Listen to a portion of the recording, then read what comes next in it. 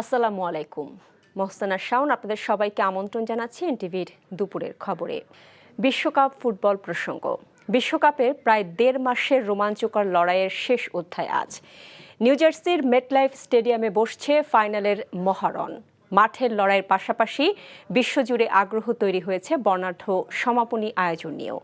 যুক্তরাষ্ট্রের president Donald ট্রাম্পের উপস্থিতির পাশাপাশি মঞ্চ মাতাবেন বিশ্বখ্যাত সঙ্গীত শিল্পীরা। সব মিলিয়ে ফুটবল, সঙ্গীত আর তারকাদের মিলন মেলায় বিশ্বকাপের পর্দা নামতে যাচ্ছে জমকালো আয়োজনে। যুক্তরাষ্ট্র থেকে আরও জানাচ্ছেন কুশল ইয়াসির।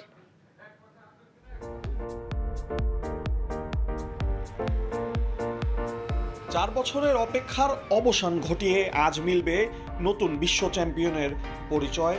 ৯০ মিনিটের লড়াইয়ের পর ট্রফি উঠবে একজন অধিনায়কের হাতে, আর পর্দা নামবে ২০২৬ ফিফা বিশ্বকাপের। তবে এই ফাইনাল স্মরণীয় হয়ে থাকবে শুধু ফুটবলের জন্য নয়, আয়োজনের জাঁকজমক আর বৈশ্বিক উপস্থিতির কারণেও। বিশ্বের সবচেয়ে মর্যাদাপূর্ণ এই ম্যাচ দেখতে উপস্থিত থাকবেন যুক্তরাষ্ট্রের প্রেসিডেন্ট ডোনাল্ড ট্রাম্প সহ বিশ্ব নেতৃবৃন্দ। তাই নিরাপত্তা ব্যবস্থা আরও জোরদার করা হয়েছে। ফাইনালের হাফ টাইম শোতে অংশ নেবেন বিশ্ব সঙ্গীতের জনপ্রিয় ৩ তারকা ম্যাডোনা, শাকিরা ও জাস্টিন বিবার। এদিকে ফাইনালের আগের দিন নিউ জার্সিতে দিনভর থেমে থেমে বৃষ্টি হয়েছে। স্পেনের অনুশীলন বাতিল হলেও ১.৫ ঘন্টা দেরিতে প্রস্তুতি নিয়েছে লিওনেল মেসির আর্জেন্টিনা, যদিও ম্যাচের দিন বৃষ্টির পূর্বাভাস নেই। ৮০,০০০-এরও বেশি ধারণ ক্ষমতা সম্পন্ন এই স্টেডিয়াম আয়োজন করবে হাই ভোল্টেজ এক ফাইনাল। পাশাপাশি জমকালো এক অনুষ্ঠানের মাধ্যমে শেষ হবে এবারের ফুটবল বিশ্বকাপ। Kushal Yasir, NTV news, New Jersey stadium, যুক্তরাষ্ট্র। অন্য প্রসঙ্গ, ২০১৩ সালের ৫ মে শাপলা চত্বরে হত্যাকাণ্ড ও সংঘটিত মানবতাবিরোধী অপরাধের মামলায় খসড়া তদন্ত প্রতিবেদনে আন্তর্জাতিক অপরাধ ট্রাইব্যুনালের প্রসিকিউশনের কাছে জমা দিয়েছে তদন্ত সংস্থা। তদন্ত প্রতিবেদনে ক্ষমতাচ্যুত প্রধানমন্ত্রী শেখ হাসিনাকে প্রধান আসামি করা হয়েছে। সেদিনের সহিংসতায় ৬১ জনের নিহতের তথ্য পেয়েছে তদন্ত সংস্থা। তবে আসামির সংখ্যা ও তাদের নাম এখনই প্রকাশ করতে চান না ট্রাইব্যুনালের চিফ প্রসিকিউটর আমিনুল ইসলাম। সকালে আন্তর্জাতিক অপরাধ ট্রাইব্যুনালের নিজ কার্যালয়ে এসব কথা বলেন তিনি। রিপোর্ট করছেন হাসান জাবেদ। ২০১৩ সালের ৫ মে রাজধানীর মতিঝিলে শাপলা চত্বরে সমাবেশ করে হেফাজতে ইসলাম বাংলাদেশ। সেই সমাবেশ ছত্রভঙ্গ করতে যৌথ অভিযান চালায় শাপলা চত্বরে। সেই অভিযানে বহু মানুষ নিহত হওয়ার অভিযোগে বর্তমানে আন্তর্জাতিক অপরাধ ট্রাইব্যুনালের তদন্ত সংস্থায় তদন্ত চলছে। সেই হতাহতের ঘটনায় আন্তর্জাতিক অপরাধ ট্রাইব্যুনালের তদন্ত সংস্থা তদন্ত করেছে। ইতিমধ্যে শাপলা চত্বর হত্যাযজ্ঞের মামলায় তদন্ত প্রতিবেদন প্রসিকিউশনের কাছে জমা দিয়েছে তারা। তবে তদন্তের স্বার্থে আসামিদের তালিকা প্রকাশ করতে অনিচ্ছুক হলেও খসড়া তালিকায় শেখ হাসিনার নাম প্রকাশ করেছে প্রসিকিউশন। ইনভেস্টিগেশন শেষে চিফ প্রসিকিউটরের কার্যালয়ে একটা খসড়া রিপোর্ট তারা সাবমিট করেছে। সেই খসড়া রিপোর্টটা এখন চিফ প্রসিকিউটর সেটি পর্যালোচনা করবেন। হয়তো শিগগির আমাদের কাছে পূর্ণাঙ্গ রিপোর্ট আসবে এবং সেই রিপোর্ট আসার পরে আপনারা জেনে থাকবেন যে সেখানে আমি বাদী হয়ে একটা ফর্মাল চার্জ দাখিল করব এবং স্বাভাবিকভাবে বিচার প্রক্রিয়া শুরু হবে। কোনো আসামির যদি নিরপরাধ হয় তাকে আমরা আনব না, কিন্তু কোনো দোষী আসামি যাতে বাদ না পড়ে যায় সেই জন্য আমরা এই সতর্কতা অবলম্বন করছি।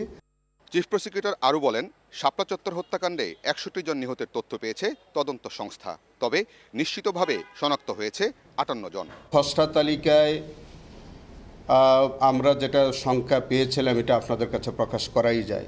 সেখানে হচ্ছে আমরা প্রায় ৬১ জনের একটা তালিকা আমরা পেয়েছিলাম, কিন্তু আমরা ৫৮ জনকে আমরা আইডেন্টিফাই ইতোমধ্যে আমরা করতে পেরেছি, আর বাকিদের আমরা আইডেন্টিফিকেশনটা আমরা সম্ভব হয়নি, কিন্তু আমাদের তালিকা হচ্ছে ৬১ জন। এদিকে মামলার অগ্রগতি নিয়ে চিফ প্রসিকিউটরের সঙ্গে সাক্ষাৎ করেন হেফাজতে ইসলামের একটি প্রতিনিধি দল। তারা তদন্ত সংস্থার খসড়া প্রতিবেদনে সন্তুষ্টি প্রকাশ করেন। যেহেতু রাষ্ট্রীয়ভাবে এটাকে তৎকালীন সময়ে এই শাপলার শহীদদের গুম করার একটা অপচেষ্টা হয়েছে, এই জন্য সংখ্যাটা যেটা আসছে সেটা হলো শুধুমাত্র তাদের সংখ্যা যাদের অথেন্টিকভাবে যাদের তথ্য আমাদের কাছে সংগৃহীত হয়েছে। আগামী 21 জুলাই আন্তর্জাতিক অপরাধ ট্রাইব্যুনালে এই মামলার তদন্ত প্রতিবেদন জমা দিবে বলে জানিয়েছেন chief prosecutor Hasan Jabed. NTV news, Dhaka.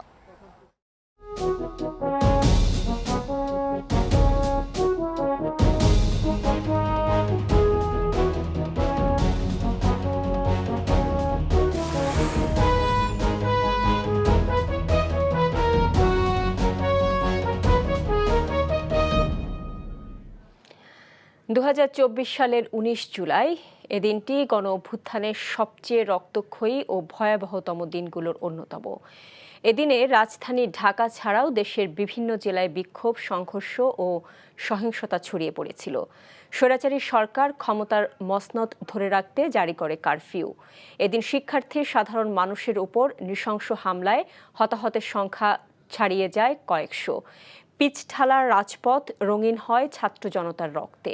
বিভিন্ন এলাকায় সড়ক অবরোধ, আগুন, ভাঙচুর এবং ধাওয়া পাল্টা ধাওয়ায় কার্যত অচল হয়ে পড়েছিল জনজীবন। 19 জুলাই শুক্রবার সারা দেশে কমপক্ষে 56 থেকে 66 জনের মৃত্যুর খবর পাওয়া যায়। হাসপাতালগুলোর মর্গও উপচে পড়ে মৃতদেহে। মোবাইল ইন্টারনেট বন্ধ থাকার কারণে তথ্য প্রবাহ ছিল সীমিত। পরিস্থিতি নিয়ন্ত্রণে সেদিন রাতেই দেশ জুড়ে কারফিউ জারির ঘোষণা দেয় অবৈধ সরকার এবং সিদ্ধান্ত হয় সেনাবাহিনী মোতায়েনের। 19 জুলাইয়ের সেই উত্তাল দিনই আন্দোলন আরও বিস্তৃত হয়, জনমনে তৈরি হয় তীব্র ক্ষোভ আর ঘৃণা। সংবিধান সংশোধন কমিটিতে যোগ দিয়ে স্বাক্ষরিত জুলাই সনদ বাস্তবায়নে সরকারকে সহযোগিতা করতে বিরোধী দলের প্রতি আহ্বান জানিয়েছেন বিএনপি মহাসচিব ও এলজিআরডি মন্ত্রী মির্জা ফখরুল ইসলাম আলমগীর। রাজধানীতে এক অনুষ্ঠানে তিনি এই আহ্বান জানান। খান আল আমিনের রিপোর্ট। জুলাই গণ অভ্যুত্থানে শহীদ সাংবাদিকদের সম্মাননা জানাতে এই অনুষ্ঠানের আয়োজন করে সংবাদপত্র সম্পাদকদের নতুন সংগঠন ন্যাশনাল এডিটর কাউন্সিল। শহীদ পরিবারের সদস্যদের হাতে সম্মাননা তুলে দেন বিএনপি মহাসচিব মির্জা ফখরুল ইসলাম আলমগীর। পরে তিনি বলেন, শহীদের আকাঙ্ক্ষার স্বাক্ষরিত জুলাই সনদ বাস্তবায়ন করবে সরকার। এজন্য বিরোধী দলকে সংসদে গঠিত কমিটিতে যোগ দেওয়ার আহ্বান জানান তিনি। আমি মনে করি সংসদে সুযোগ এসছে, একটা আপনার কমিটিও তৈরি করা হয়েছে। বিরোধী দলের আমার আহ্বান থাকবে যে তারা আসবেন, এই কমিটিতে যোগ দিবেন এবং সংবিধানের যে বিষয়গুলো পরিবর্তন করা দরকার সেই পরিবর্তন করার তারা সহযোগিতা করবেন। গণমাধ্যম সহ সব প্রতিষ্ঠানে তোষামোদী বিরাজমান উল্লেখ করে মির্জা ফখরুল বলেন, এ থেকে বেরিয়ে আসতে বড় ধরনের বিপ্লবের প্রয়োজন।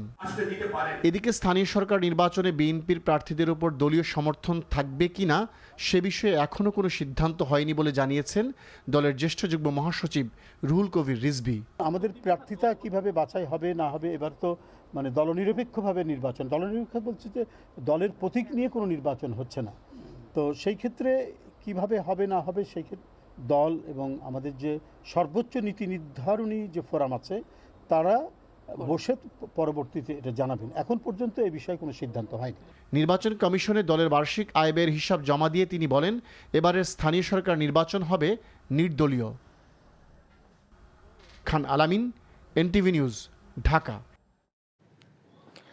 17 বছরের প্রশাসনিক রাজনীতিকরণের ধারা থেকে বেরিয়ে এসে জনপ্রশাসনকে জনগণের প্রকৃত সেবকে রূপান্তরিত করার আহ্বান জানিয়েছেন স্বরাষ্ট্রমন্ত্রী সালাউদ্দিন আহমদ।